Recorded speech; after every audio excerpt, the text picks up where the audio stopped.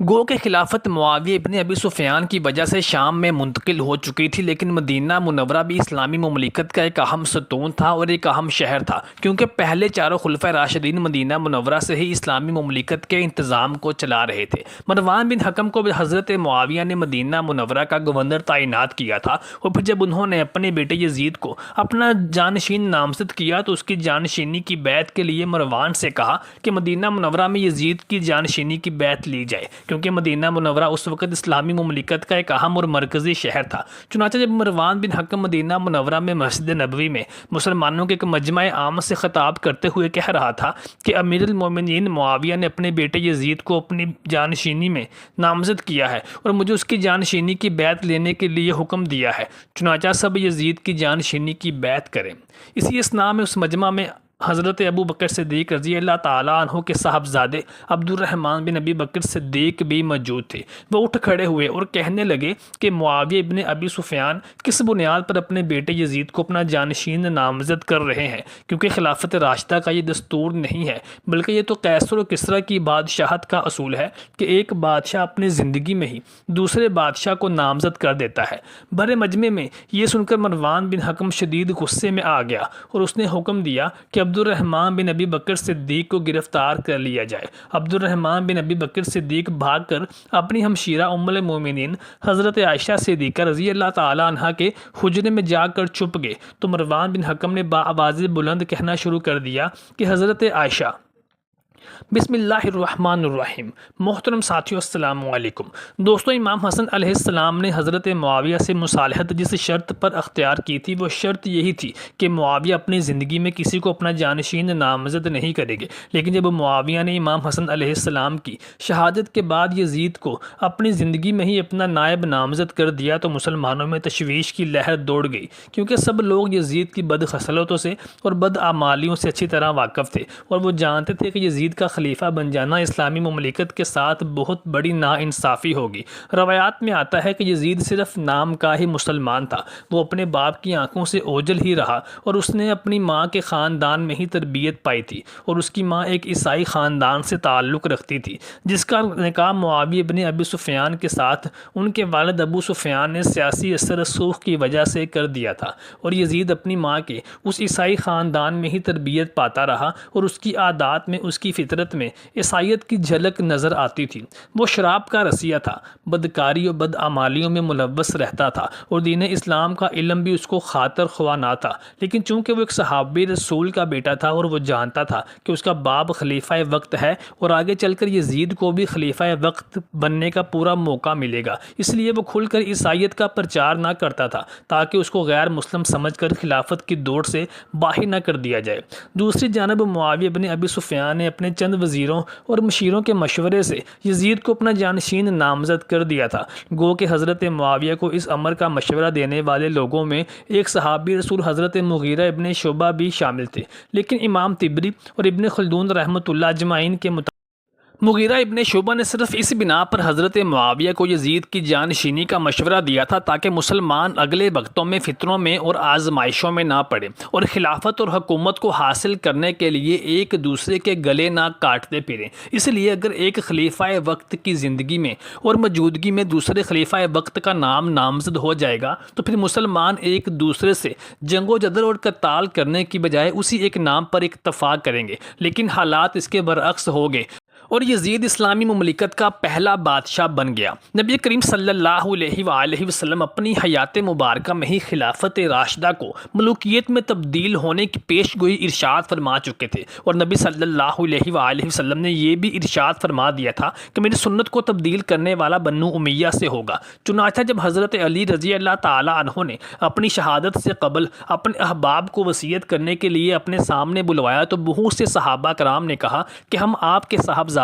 حسن مجتبی علیہ السلام کو آپ کے بعد خلیفہ چن لیں، تو حضرت علی رضی اللہ تعالیٰ عنہ کے قیاس میں نبی رحمت صلی اللہ علیہ وآلہ وسلم کی یہ حدیث رہی ہوگی کہ خلافت کو ملوکیت میں تبدیل کر دینے والا میری سنت کے خلاف جائے گا۔ چنانچہ حضرت علی رضی اللہ تعالیٰ عنہ کو جب یہ شائبہ گزرا کہ اگر میری زندگی میں ہی میرے بیٹے کی نامزدگی پر میں نے مہر ثبت کر دی تو کہیں ایسا نہ ہو کہ خلافت راشدہ کو کاٹ کھانے والی ملوکیت میں تبدیل کرنے کا یہ کلنک میرے ماتھے پر لگ جائے۔ چنانچہ حضرت علی رضی اللہ تعالی عنہ نے ارشاد فرمایا کہ میں تمہیں اپنے بیٹے حسن کو خلیفہ بنانے کا حکم بھی نہیں دیتا اور تمہیں اس سے روکتا بھی نہیں ہوں۔ چنانچہ حضرت علی رضی اللہ تعالی عنہ کی شہادت ہو جانے کے بعد صحابہ کرام اجمعین نے امام حسن مجتبی علیہ السلام کو خلیفہ نامزد کر لیا، لیکن دوسری جانب حضرت معاویہ نے خود شعوری طور پر اپنی زندگی میں ہی اپنے بیٹے یزید کو اپنا خلیفہ نامزد کر کے خلافت کو ملوکیت میں تبدیل کر دیا۔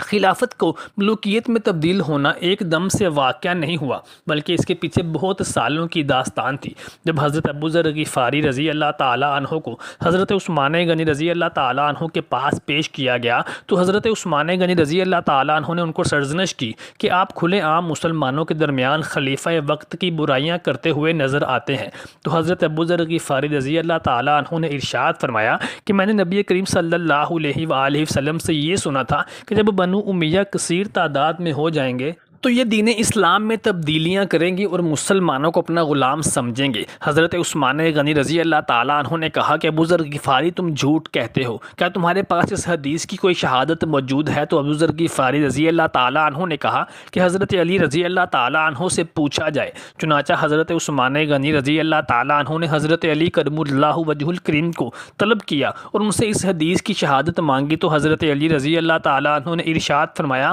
ہاں میں نے خود نبی کریم صلی اللہ تعالی علیہ وآلہ وسلم سے یہ حدیث سنی تھی۔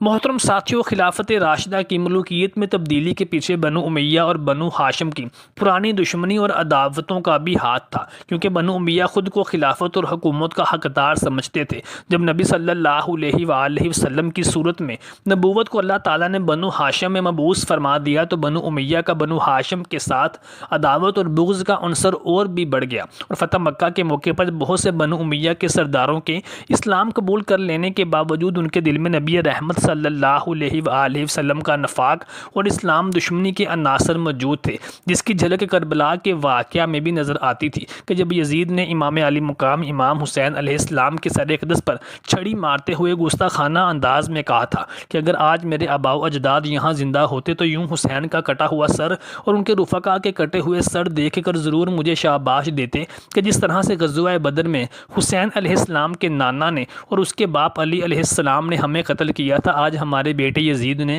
ان سے دگنے ان کے سرداروں کو قتل کر دیا ہے۔ معاویہ بن ابی سفیان نے جب اپنی زندگی میں ہی یزید کی جانشینی کا اعلان کیا تو معاویہ کو ملے جلے رد عمل کا سامنا کرنا پڑا۔ کچھ مسلمان ایسے تھے جو یزید کی اس جانشینی کی بیعت کو قبول کر رہے تھے اور اس کی بیعت کر چکے تھے، اور کچھ ایسے بھی تھے جنہوں نے معاویہ بن ابی سفیان کے ڈر سے، ان کے خوف کی وجہ سے یزید کی جانشینی کو قبول کیا تھا، اور کچھ وہ تھے کہ جن کو معاویہ بن ابی سفیان نے دولت کے عوض خریدنے کی کوشش بھی کی تھی۔ روایات میں آتا ہے کہ عبداللہ ابن عمر فاروق رضی اللہ تعالیٰ عنہ کے پاس جب عمر بن عاص کو حضرت معاویہ نے دولت کثیر دے کر بھیجا کہ جا کر ان سے یزید کی جانشینی کی بیعت طلب کرو، اور اگر وہ نہ مانے تو ان کو دولت کی پیشکش کرنا۔ چنانچہ عبداللہ ابن عمر رضی اللہ تعالیٰ عنہ نے جب عمر بن عاص سے کہا کہ میں یزید کی بیعت اس صورت میں کروں گا کہ جب باقی مسلمان بھی یزید کی بیعت کر لیں گے، تو عمر بن عاص نے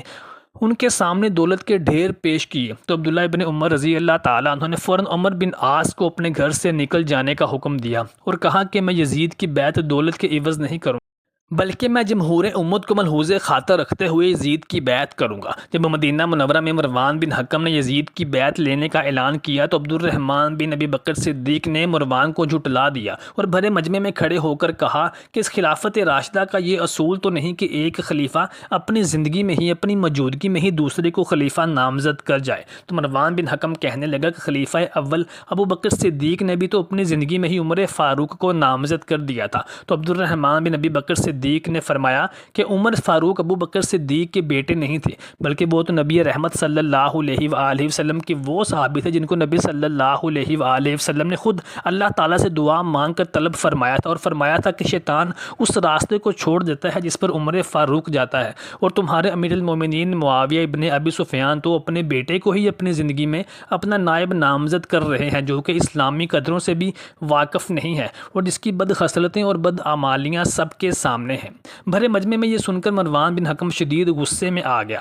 اس نے حکم دیا کہ عبد الرحمن بن ابی بکر صدیق کو گرفتار کیا جائے، تو عبد الرحمن بن ابی بکر صدیق بھاگ کر اپنی ہمشیرہ ام المومنین حضرت عائشہ صدیقہ رضی اللہ تعالیٰ عنہ کے گھر جا کر چھپ گئے۔ مروان نے بآواز بلند عبد الرحمن بن اور سیدہ عائشہ صدیقہ رضی اللہ تعالیٰ عنہ کے خاندان کو برا بھلا کہنا شروع کر دیا اور کہا کہ قرآن مجید میں جتنی بھی آیات اولاد کی ان کے والدین کی نافرمانی کے بارے میں نازل ہوئی ہیں وہ عبد الرحمن بن ابی بکر صدیق کے بارے میں ہی تو نازل ہوئی ہیں، جس کے جواب میں ام المومنین سیدہ عائشہ صدیقہ رضی اللہ تعالیٰ عنہ شدید سیخ پا ہوئیں۔ انہوں نے اپنے حجرہ مبارک میں سے ہی آواز بلند کر کے مروان بن حکم کو مخاطب کرتے ہوئے ارشاد فرمایا، او مروان، میرے یا میرے خاندان کے بارے میں قرآن مجید میں کوئی ایسی آیات نازل نہیں ہوئیں سوائے ان آیات کے جو اللہ تبارک و تعالیٰ نے میری پاک دامنی کو ثابت کرنے کے لیے سورہ نور میں آیات نازل فرمائی تھیں۔ سیدہ عائشہ صدیقہ رضی اللہ تعالیٰ عنہ کی جانب سے یہ جواب سن کر مروان بن حکم خاموشی سے وہاں سے چل دیا۔ محترم ساتھیو، امید کرتے ہیں آپ کو ہماری آج کی ویڈیو پسند آئی ہوگی۔ برائے مہربانی چینل کو سبسکرائب ضرور کیجیے گا۔